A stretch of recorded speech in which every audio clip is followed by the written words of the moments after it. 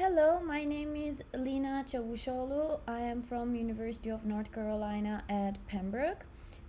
My co-author is Denise Atik. She's from University of Texas, Rio Grande Valley. And today I will be presenting our research on implications of underrepresentation for female fashion consumers. Ideal female beauty standards are set by global fashion and beauty media and featured as including a narrow face with high eyebrows, large and round light colored eyes, high cheekbones, thin noses and lips, and straight hair. And also, ideal beauty is associated with whiteness and thinness. The certain ideals of attractiveness cause the cultural assimilation of beauty. Globalization gave rise to westernization of beauty by diffusing the Western beauty ideals. In other words, beauty firms converted uh, societal values into brands, commodified beauty, and exported these commodities to many other countries, which carried strong assumptions of what is beautiful. The commoditization and marketization of beauty eventually changed societal perceptions of beauty worldwide. As Western beauty became globalized, local beauty ideals and practices were abandoned. The westernization of fashion and beauty eroded the national beauty standards for women other than Caucasian, and therefore it's not actually surprising that women who fall outside of the dominated beauty standards, especially women who have historically been socially stigmatized, are neglected in the fashion industry. The overwhelming lack of representation of women who do not possess the qualities that are reflected in the standard definitions and rules of the fashion and beauty industries causes a significant disparity and brings a huge struggle for minority women. I am talking of globalization of Western beauty and how it creates struggles for minorities because women internalize what the fashion industry communicates as what society values, and women equate these narratives with their self worth. Which causes actually dramatic impacts on the perception of the self for people who are excluded by the definitions of standard. In a fashion scene that is dominated by Caucasian and Western looks, the idea of ideal beauty become even more substantial for minority women. That's why this study investigates the consumption experiences of a group of underrepresented women and demonstrates the implications of lack of diversity and representation in the fashion industry. So, the purpose of this research is to investigate fashion consumption experiences of a diverse group of women and the way they read the psychological, social, and physiological consequences of underrepresentation in the fashion industry. This study employs a broad sample, including women of all ages with different buying powers from various ethnic and racial origins, with diverse sexual orientations, with diverse body type, body shape, and size, physical appearance, and abilities.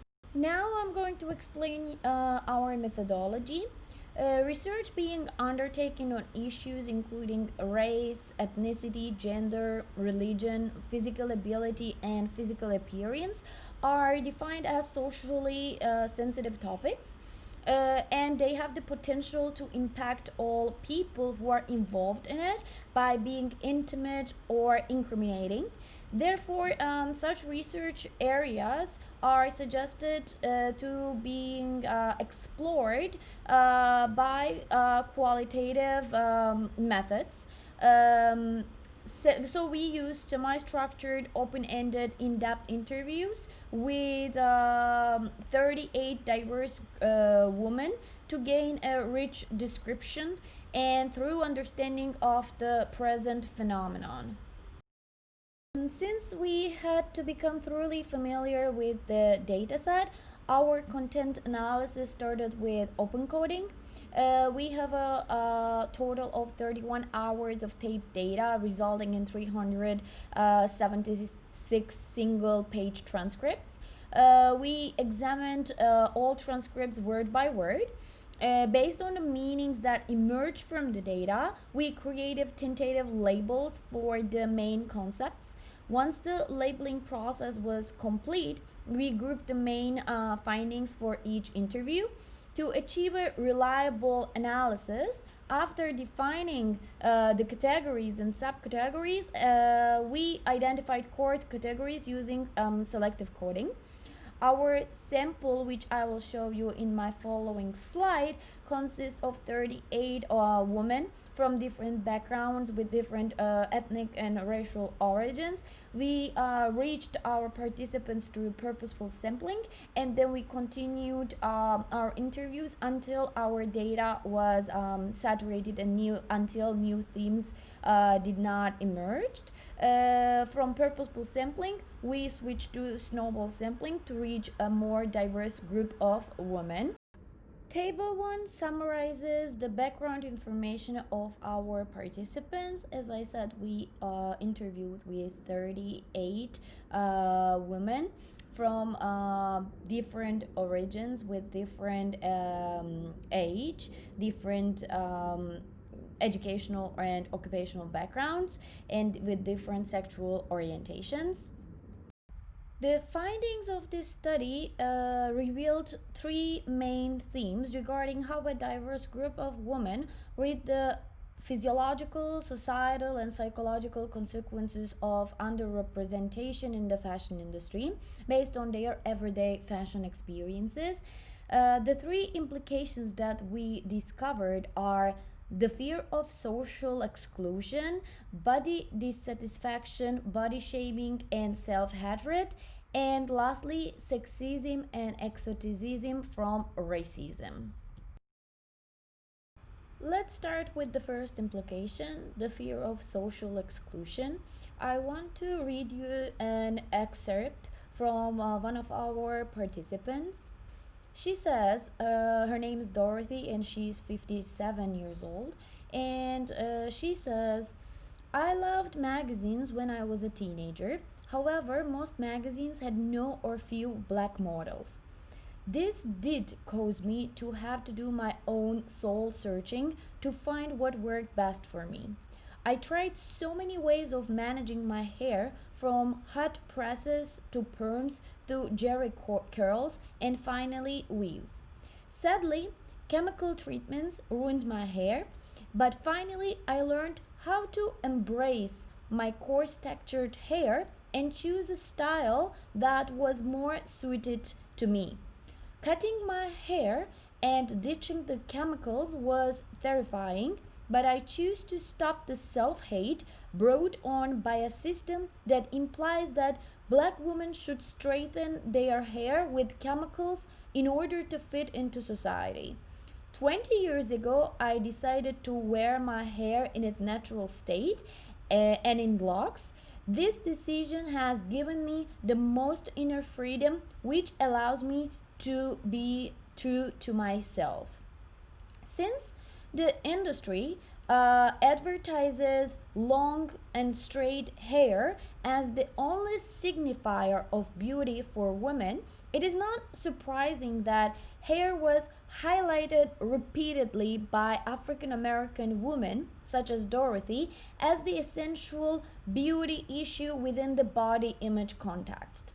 Similar to Dorothy, many women who do not have the privilege of getting reaffirmation to their facial and physical features from the fashion media feel that their look is not a kind of beauty that is worth celebrating. Therefore, the underrepresented women are forced to feel ugly and different. The assumption of being perceived as ugly and different leads to the fear of social and romantic discrimination, the lack of access to economic and social power, and overall the dismay of social exclusion. Second discovery, and the category name is body dissatisfaction, body shaming, and self hatred. I will start again by reading an excerpt from Julia, who is 27 years old and Hispanic from Colombia. She says, when I was 22, I was on a 3 month carb free diet, about to finish my undergrad, desperate for acceptance, a total freak, and obsessed with my figure. Trochita, gordita, thick, big boned, curvy, voluptuous, Latina, you name it, are all adjectives of how people have described my body to my face. I know that people think I have got it all together, but this battle that I have fought for many years is only getting harder with today's social pressure on what pretty looks like.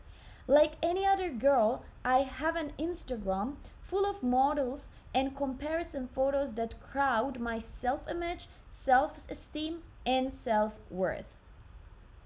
So it must be actually acknowledged that body shame and self hatred do not emerge due to troubled individual psyches, but are systematically taught through processes of socialization in white supremacist society.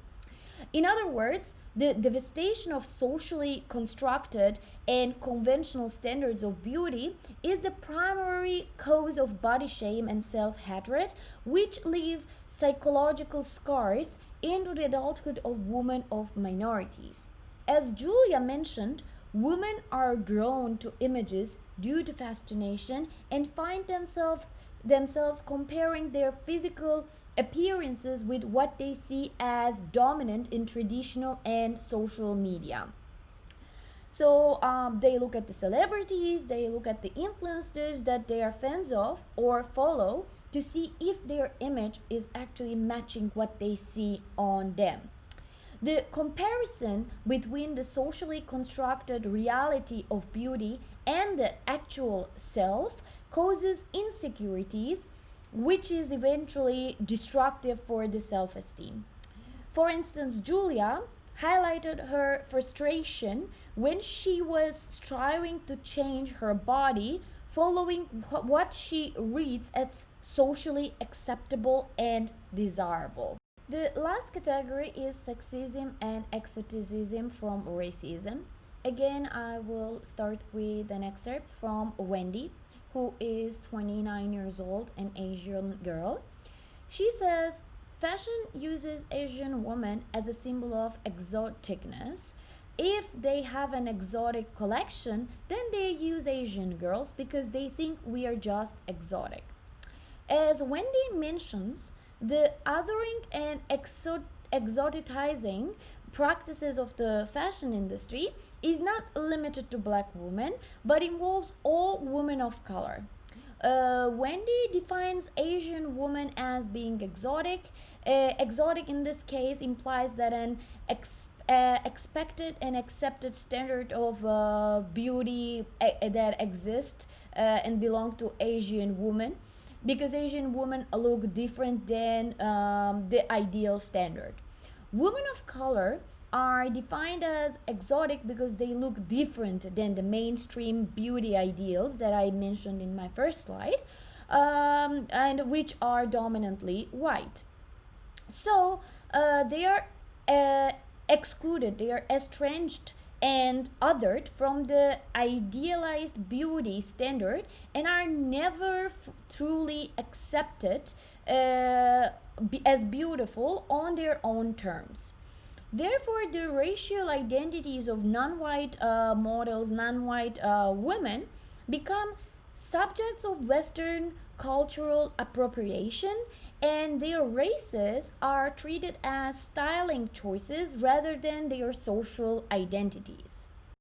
Results of this study discuss the physical, social, and physiological implications associated with the industry's assumption that fashion becomes aspirational and admirable because it is ultimately unattainable. By investigating the fashion consumption experiences of underrepresented women, this study aims to shed light on the importance of diversity in the fashion industry. Thank you for listening my presentation. I hope you enjoyed it. If you have any questions, you can reach me or my co-author from our emails that you can find on this slide.